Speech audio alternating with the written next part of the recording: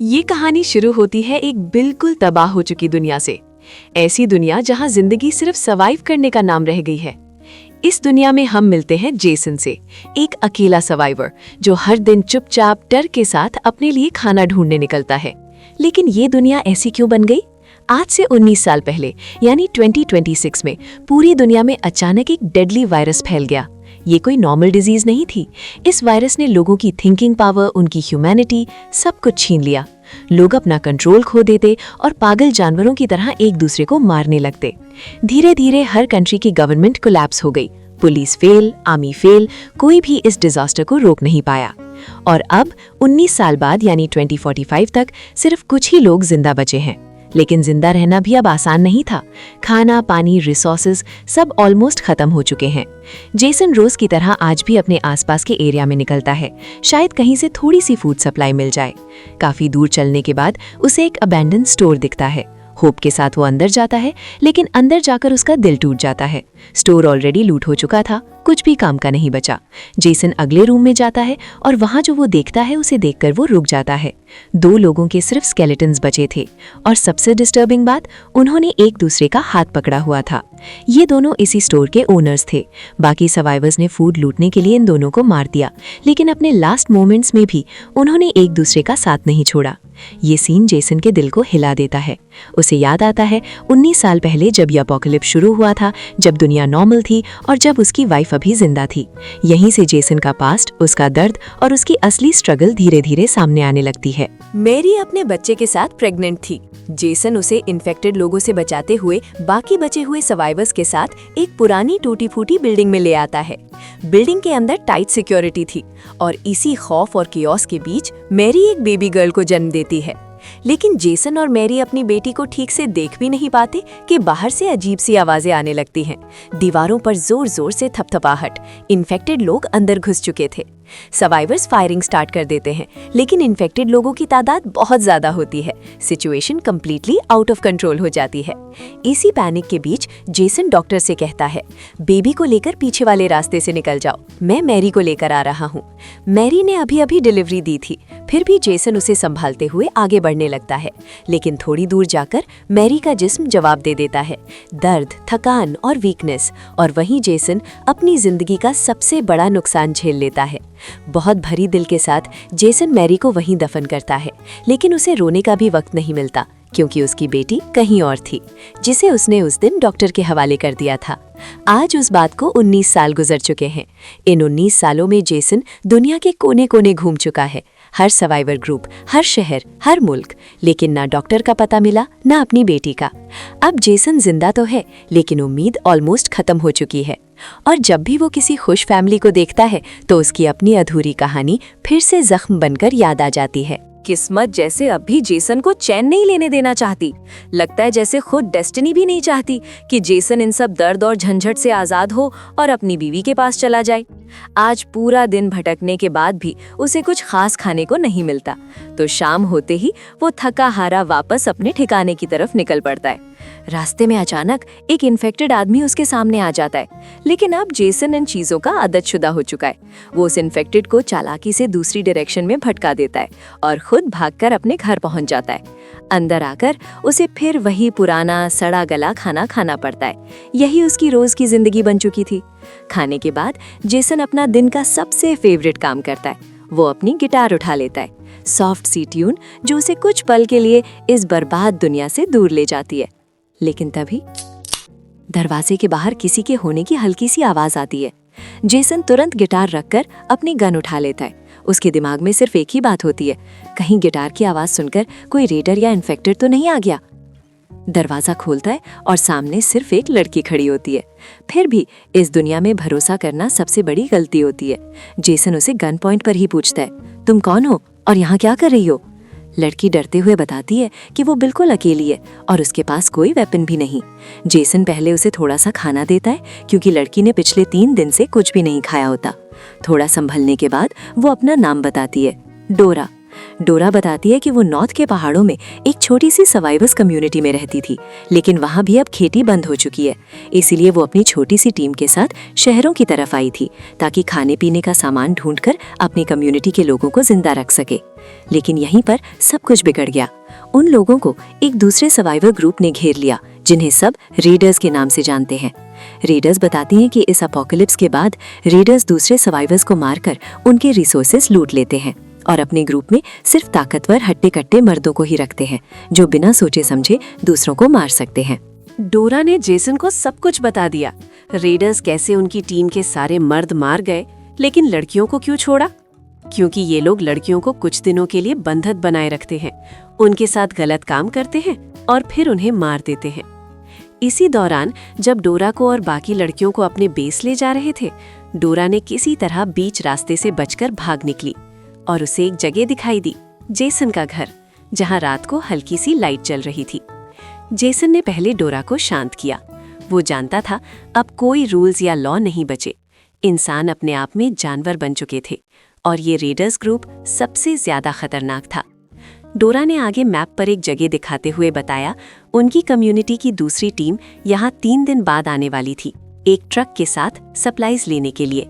और ये 3 दिन का टाइम उनकी टीम के लिए था ताकि वो ज्यादा से ज्यादा खाना पीना कलेक्ट कर सके। लेकिन अब डोरा की पूरी टीम मर चुकी थी और वो अकेली बची थी। डोरा अब जेसन से मदद मांगती है कि वो अकेली नहीं है। वो चाह रही है कि जेसन उसको इस डेंजरस सफर में हेल्प करे ताकि वो अपनी कम्युनिटी के पास सेफ वापस जा सके। जेसन ने नोटिस किया कि ये मीटिंग पॉइंट यहाँ से बहुत दूर है, वहाँ पहुँचने में 3 दिन लग जाएंगे और बीच का रास्ता काफी डेंजरस होगा क्योंकि रेडर्स ग्रुप मेनली इसी एरिया में रहता है। जेसन ने कहा, मैं सिर्फ तुम्हें शेल्टर दे सकता हूँ, मैं इस खतरनाक जर्नी में तुम्हारे साथ नहीं जा सकता। और इसीलिए जेसन ने डोरा को मना कर दिया। लेकिन डोरा फिर भी उसका शुक्रिया बोलती है कि उसने उसे रात के लिए छत और सेफ जगह दी। वो कहती है, मैं सुबह निकल जाऊंगी। और जेसन डोरा को देखकर अपने 4 साल पुराने दिनों की याद में खो जाता है, जब वो अपनी एक और जेसन के साथ उसका कंपेनियन सैम और उसका बेटा था। तीनों साथ में सर्वाइव कर रहे थे एक डिफिकल्ट पोस्ट अपोकलिप्टिक वर्ल्ड में। फिर एक दिन जेसन को एक इम्पोर्टेंट न्यूज मिली। वो डॉक्टर जिसे उसने अपना बच्चा दिया था, किसी दूसरे सर्वाइवर ने दूर के एरिया में देखा था। जेसन को तुरंत डिसीजन लेना पड़ा। उसका बच्चा अभी भी कहीं जिंदा हो सकता था और जेसन ने डिसाइड किया, चाहे कुछ भी हो वो अपने बच्चे तक पहुंचने का रिस्क लेगा। लेकिन सैम ने उसे मना किया। एरिया बहुत डेंजरस था और सैम अपने बेटा के साथ रिस्क नहीं ले सकता था।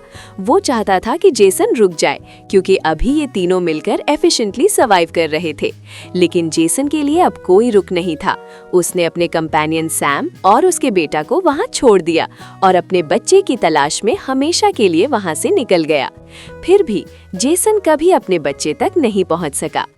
अब सुबह हुई और डोरा की आंखें खुली। उसने देखा जेसन अकेला गिटार बजाते हुए एक पुरानी मेलोडी गुनगुनाता हुआ। वो वही ट्यून था जो जेसन ने अपनी डिसीज्ड वाइफ के लिए बनाया था। डोरा ने जेसन के पास आकर पूछा, अब तुमने अपना प्लान क्यों चेंज किया? जेसन ने बताया, मैं पहले खुद के लिए जीने की होप खो चुका हूँ, लेकिन कम से कम मैं किसी और की हेल्प करके उन्हें जिंदगी दे सकता हूँ। और इसीलिए अब जेसन डोरा को उसकी कम्युनिटी के पास सेफ पहुँचाने का प्लान बना रहा था। वो लोकेशन जहाँ से 3 दिन बाद डोरा को कलेक्ट करने उनकी कम्युनिटी का ट्रक आएगा। जेसन ने सोचा, 4 साल पहले उसने अपने फ्रेंड सैम और उसके बेटा को अकेला छोड़ दिया था। अब वो वही गलती दोबारा नहीं करना चाहता। दोनों अब साथ चल रहे थे और रास्ते में डोरा ने पूछा, तुमने अपना माइंड चेंज क्यों किया? जेसन ने जवाब दिया, मैं अपनी लाइफ के लिए होप खो चुका हूँ, लेकिन किसी और की हेल्प करके मैं उनको जिंदा रख सकता हूँ। दोनों ने पूरा दिन ट्रैवल किया और फाइनली एक ओल्ड शेल्टर तक पहुंचे। वहाँ एक ओल्ड मैन रहता था जो फूड और सप्लाईज के बदले वेपन्स प्रोवाइड करता था। जेसन ने डोरा की सेफ्टी के लिए अपना फेवरेट गिटार छोड़ दिया और उसके बदले एक स्नाइपर गन ले ली, क्योंकि वो जानता था अब सर्वाइवल के लिए प्रॉपर वेपन सबसे इम्पोर्टेंट है। जेसन को पता था कि आगे का उनका 2 दिन का जर्नी बहुत डेंजरस होने वाला है। रास्ते में हर तरफ डेंजर है और हर स्टेप पर उन्हें अपनी सर्वाइवल स्किल्स टेस्ट करनी होंगी। इसीलिए जेसन ने डोरा के लिए अपना फेवरेट गिटार तक बेच दिया ताकि वो अपनी सेफ्टी के लिए एक प्रॉपर वेपन ले सके, एक स्नाइपर गन, जो अब उनके सर्वाइवल के लिए जरूरी था। जेसन का प्लान क्लियर था, एक बार वो डोरा को उसकी कम्युनिटी तक सेफ पहुंचा दे और फिर वो अपनी बच्ची की होप और अपने पास्ट का बोझ छोड़कर अपनी बचपन की एक रिजर्व्ड बुलेट के साथ खुद को एंड करेगा ताकि वो अपनी डिसीज्ड वाइफ के पास जा सके। Hope for finding his child Jason ने बहुत पहले ही लूज कर दी थी। रास्ते में जेसन और डोरा को एक 19-year-old न्यूज़पेपर भी मिलता है, लास्ट एडिशन फ्रॉम 2026। उस न्यूज़पेपर में पूरी दुनिया के कोलैप्स का रिकॉर्ड था और कैसे एक डेडली वायरस ने सिविलाइजेशन को ऑलमोस्ट वाइप आउट कर दिया था। उसके कुछ लास्ट इंस्ट्रक्शंस गवर्नमेंट की तरफ से ये थे कि लोग वीटॉक्स वीडियोस डाउनलोड करके रखें। ये वीडियोस टीच करते थे कि अपोकलिप्स के टाइम कैसे सर्वाइव करना है। यूट्यूब पे भी बहुत वीडियोस अवेलेबल हैं जिसमें सर्वाइव करने के स्ट्रैटेजीज दिखाई गई थी। चले अब दोनों अपने फर्स्ट डे का एग्जॉस्टिंग जर्नी कंप्लीट करके एक सेफ स्पॉट पर रुकते हैं, आग लगाते हैं और रात वहां स्पेंड करते हैं। इसी रात डोरा को पता चलता है कि जेसन की गन में एक रिजर्व्ड बुलेट है। फिलहाल वो इस बारे में कुछ नहीं कहती, लेकिन दिमाग में ये टेंशन चल रही होती है। सुबह होती है और दोनों अपनी जर्नी कंटिन्यू करते हैं। रास्ते में वो ब्रोकन हाउसेस और अबैंडन्ड स्कूल्स देखते हैं। डोरा बताती है कि वो इसी वायरस के बाद ही दुनिया में पैदा हुई थी, इसका मतलब वो कभी एक नॉर्मल वर्ल्ड नहीं देख पाई। उसकी कम्युनिटी हमेशा उसे ओल्ड नॉर्मल वर्ल्ड की स्टोरी सुनाती रही। जेसन फिर डोरा को बताता है कि कैसे इनिशियली लोग इस नए वायरस को अंडर एस्टिमेट कर रहे थे। उन्होंने सोचा था कि ह्यूमैनिटी इतनी एडवांस्ड है कि किसी भी डिजीज का क्योर फाइंड कर लेगा, और इनिशियली साइंटिस्ट ने भी क्लेम किया था कि उनके पास सॉल्यूशंस हैं। वायरस का वीकनेस पहले ही साइंटिस्ट को मिल चुका था, लेकिन यहीं से सारी केओस शुरू हुई। बड़े कंट्रीज ने जैसे ही ये क्लेम सुना कि वायरस का एंटीडोट पॉसिबल है, उन्होंने अपने ही साइंटिस्ट को एलिमिनेट कर दिया। क्यों? क्योंकि वो नहीं चाहते थे कि छोटे या पुअर कंट्रीज के साइंटिस्ट एंटीडोट बना के उनसे ज्यादा रिच हो जाएं और मार्केट कंट्रोल करें। फिर साइंटिस्ट के मरने के बाद सिचुएशन और भी वर्स्ट हो गई। बड़े कंट्रीज ने छोटे कंट्रीज पे अटैक किया और वायरस पूरी दुनिया में एक्सप्लोसिवली स्प्रेड हो गया। और वक्त के साथ ये वायरस अपग्रेड भी होता गया। बड़े कंट्रीज खुद इसका एंटीडोट नहीं बना पाए क्योंकि इनिशियल स्टेज में उन्होंने इसको कंट्रोल नहीं किया। रिजल्ट, कोई भी कंट्री सर्वाइव नहीं कर सका। दुनिया का कोलैप्स एक नेचुरल डिजास्टर नहीं था, ये इंसानी ग्रीड, पावर और सेल्फिशनेस का नतीजा था। वायरस सेकंड रीजन था, पहला रीजन इंसान खुद। आज जेसन और डोरा 2 दिन के एग्जॉस्टिंग वॉक के बाद इवनिंग में एक टाउन के पास पहुंचते हैं। वहां वो लोग छुपकर देखते हैं सेम रेडर्स ग्रुप वहां दूसरे सर्वाइवर्स को मार रहे हैं, और जो बचा सर्वाइवर्स बचे हैं उनके पास खाने पीने की भी सप्लाई नहीं है। पर उनके सामने रेडर्स का लीडर सिर्फ इसलिए उन्हें मार देता है ताकि रिमेनिंग फूड और रिसोर्सेज सिर्फ उस ग्रुप के हाथ में रहें और दुनिया के बाकी लोग स्ट्रगल करें। डोरा को ये देखकर अपनी पुरानी मेमोरीज याद आती हैं। उसकी कम्युनिटी पर जो अटैक हुआ था वही सेम ग्रुप के लोग थे, सेम लीडर और उसके फॉलोअर्स। इसी ग्रुप ने पहले डोरा के ग्रुप के मेल मेंबर्स को मार दिया और फिर बाकी 7 लड़कियों को एक्सप्लॉइट करने के लिए अपने साथ ले गए। डोरा इतनी गुस्से में थी कि वो लीडर पर गन चलाने ही वाली थी, लेकिन जेसन ने उसको रास्ता रोककर समझाया, डोरा अभी गुस्से में कोई गलती मत करो, अभी हम दोनों मिलकर इस पूरे ग्रुप का सामना नहीं कर सकते। फिर जेसन ने डिसाइड किया कि वो डोरा को लेकर इस डेंजरस ग्रुप से दूर चले। लेकिन जैसे ही आगे बढ़े, जेसन ने देखा कि वही लड़कियां जो लीडर के ग्रुप ने डोरा की टीम से उठाई थीं, उनको शोषण के बाद बंधक बनाकर मार दिया गया है। जेसन का गुस्सा और भी बढ़ गया। वो सोच रहा था कि इंसान कितने क्रूअल हो सकते हैं। तभी जेसन को दूर से डोरा की गन शॉट सुनाई दी। डोरा अपने गुस्से को कंट्रोल नहीं कर पा रही थी और अब वो अपनी टीम के बदले के लिए रेडी थी। जेसन बाहर जाके देखता है कि रेडर्स ग्रुप ने डोरा को पकड़ लिया है और अब वो भी उसके साथ गलत करने वाले थे। जेसन ने तुरंत अपनी स्नाइपर गन निकाली और एक एक करके रेडर ग्रुप के लोगों को टारगेट करना शुरू किया। वो जानता था कि अकेला पूरे ग्रुप को हरा नहीं सकता, तो जेसन ने जोर से चीखकर आसपास के इन्फेक्टेड लोगों को बुलाया। ये इन्फेक्टेड लोग भी रेडर ग्रुप पर अटैक करने लगते हैं। जब तक रेडर ग्रुप इन इन्फेक्टेड से फाइट कर रहा था, जेसन ने जल्दी से डोरा की तरफ भागकर उन लोगों के घर में घुस गया जहां डोरा को बंधक बनाकर लाया गया था। जेसन ने जल्दी से सबको न्यूट्रलाइज करके डोरा को फ्री कर लिया। लेकिन जैसे ही दोनों भाग रहे थे, रेडर लीडर अपने पूरे ग्रुप के मरने के बाद भी जिंदा बच गया। वो जेसन से बहुत गुस्सा था क्योंकि उसके मेंबर्स को जेसन ने मार दिया था।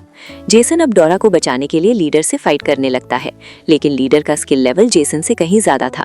वो जेसन को मारकर अनकॉन्शियस कर देता है और डोरा को पकड़ लेता है। डोरा ने अपना दिमाग यूज करते हुए लीडर के करीब आते ही उसके गर्दन पर अटैक कर दिया और तभी जेसन ने पीछे से अटैक करके लीडर को जमीन पर गिरा दिया और फाइनली उसको मार दिया। अब जेसन और डोरा को इतनी शांति थी कि उन्होंने सोचा, हमने ये लोगों को मारकर इंसान के लिए सच में अच्छा किया है। जैसे ही अंधेरा होने लगता है, जेसन कहता है, हमें आगे जाके कोई सेफ जगह ढूंढनी होगी। उसने डोरा को ये भी बताया कि थोड़ी आगे ही उसके पुराने फ्रेंड सैम का घर है, जिसे जेसन 4 साल पहले उसके बेटे के साथ छोड़ के गया था। कुछ ही देर में दोनों सैम के घर पहुंच जाते हैं। वहां सैम जेसन को रिवील करता है कि एक लुटेरे ग्रुप से फाइट करते वक्त उसके दोनों पैर टूट गए और उसका बेटा 2 साल पहले ही मर चुका है। जेसन को सैम की बात सुनकर बहुत दुख होता है, क्योंकि अगर उसने सैम को छोड़ के नहीं जाता तो ये सब कुछ नहीं होता। जेसन सैम से माफी मांगता है और कहता है, मुझे अपने जाने का बहुत अफसोस है। दोनों यहाँ सिर्फ आज की रात रुकते हैं और सुबह निकल पड़ते हैं अपने सफर पर, क्योंकि जेसन को डोरा की जान बचानी है।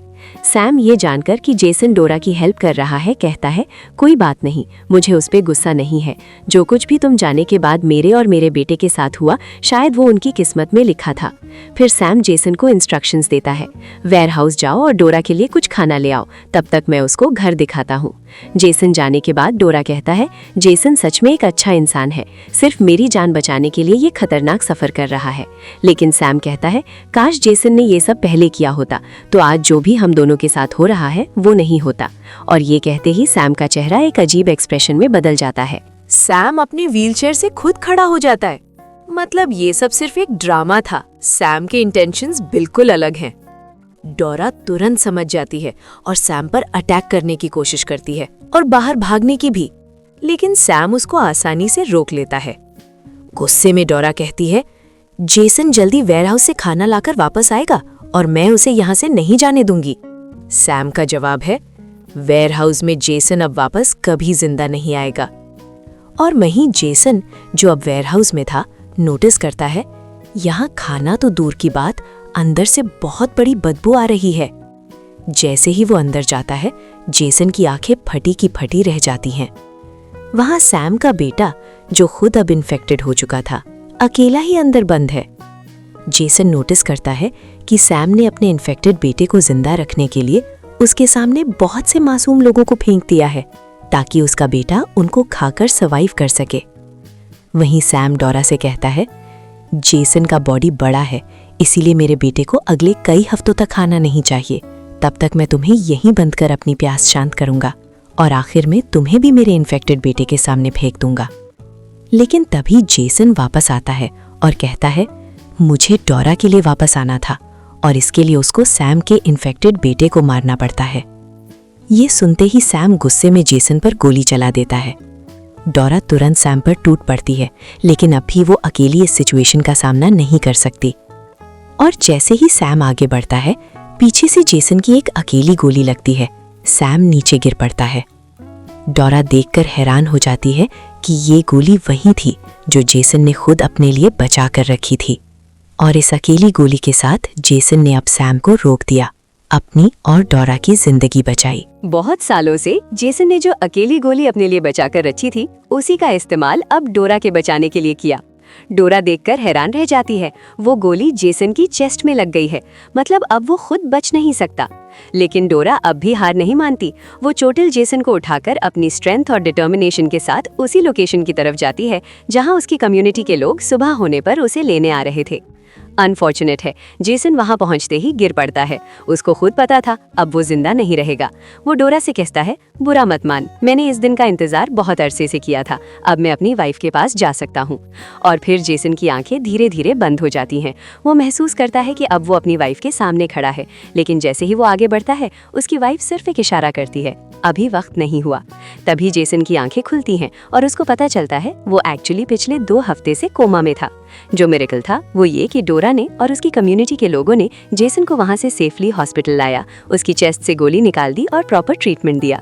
लकी जेसन 2 हफ्ते कोमा के बाद फाइनली होश में आया है और अब से वो सेफ है। और सबसे बड़ी खुशी की बात, जेसन का ट्रीटमेंट करने वाला डॉक्टर कोई और नहीं, वो वही डॉक्टर था जिसने 19 साल पहले जेसन के बेबी का डिलीवरी कराया था और जिसे जेसन ने अपना बेबी ट्रस्ट करके दिया था। डॉक्टर जेसन के पास आकर माफी मांगता है। वो कहता है, मैंने तुम्हें ढूंढने की हर कोशिश की ताकि तुम अपने बच्चे के साथ मिल सको, लेकिन फेट ने हमेशा हमारी मुलाकात नहीं होने दी।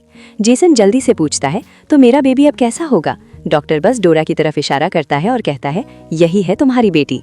मतलब जेसन जो शुरू से ही डोरा को एक स्ट्रेंजर समझकर प्रोटेक्ट कर रहा था, वो एक्चुअली उसकी अपनी बेटी निकली।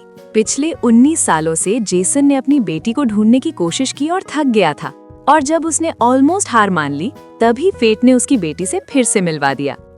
मतलब अगर जेसन उस वक्त, जब डोरा उसके लिए एक स्ट्रेंजर थी, डेंजर देखकर उसकी हेल्प ना करता, तो वो अपनी ही बेटी को खो देता। लेकिन अब दोनों फादर डॉटर फिर से मिल गए हैं और एक साथ इस कम्युनिटी में सेफ रहते हैं। जेसन के लिए ये एक सेकंड चांस एट लाइफ है। उसे समझ आ गया, अगर हम ह्यूमैनिटी और इंसानियत पर भरोसा रखें तो हर एक अच्छा काम, चाहे थोड़ी देर से ही क्यों ना आए, हमारे पास वापस जरूर आता है। चाहे वो काम किसी और की हेल्प के लिए किया गया हो या अपने लिए, अच्छाई का रिटर्न कभी मिस नहीं होता। अगर आपको ये यूनिक और पोस्ट एपोकलिप्टिक स्टोरीज पसंद हैं, तो वीडियो को लाइक और हाइप करना ना भूलें और चैनल को सब्सक्राइब करें ताकि आप और ऐसी स्टोरीज एंजॉय कर सकें।